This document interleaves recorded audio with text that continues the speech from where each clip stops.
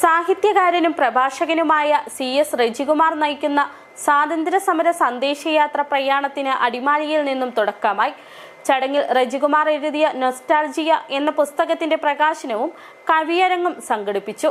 ചടങ്ങിന്റെ ഉദ്ഘാടനം വ്യാപാരി വ്യവസായി ഏകോപന സമിതി ജില്ലാ പ്രസിഡന്റ് സണ്ണി പൈമ്പിള്ളിൽ നിർവഹിച്ചു.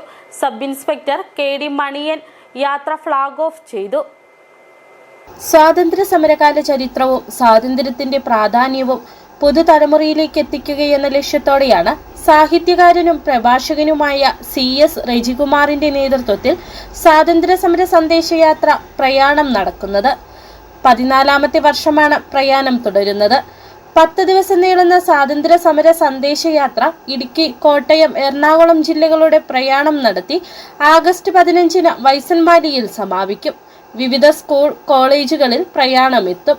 ചടങ്ങിൽ റജികുമാറിന്റെ മാതാവ് ഭവാനിയമ്മ ഭദ്രദീപം തെളിയിച്ചു.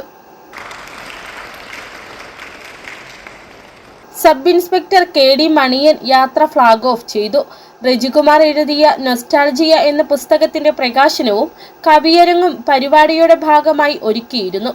വ്യാപാരി വ്യവസായി ഏകോപന സമിതി ജില്ലാ പ്രസിഡന്റ് സണ്ണി പൈമ്പിള്ളിൽ ചടങ്ങിന്റെ ഉദ്ഘാടനം നിർവഹിച്ചു.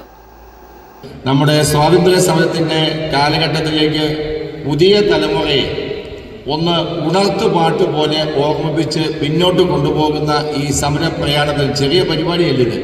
ഇടുക്കി പോലെ അല്ലെങ്കിൽ വേറെ 1-2 ജില്ലകൾ കൂടി കോർത്തിണക്കി ഒടുവിൽ സമാപിക്കുന്നത് ബൈസൺമലിയിലാണെന്നാണ് ഞാൻ മനസ്സിലാക്കുന്നത്. ഡോക്ടർ അജയപുരം ജ്യോതിഷ് കുമാർ പുസ്തക പ്രകാശനം നിർവഹിച്ചു.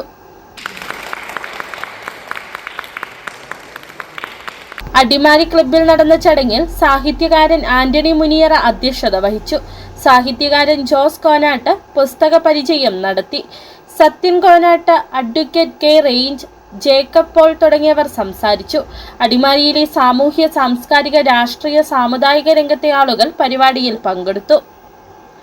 City vision, Adimali.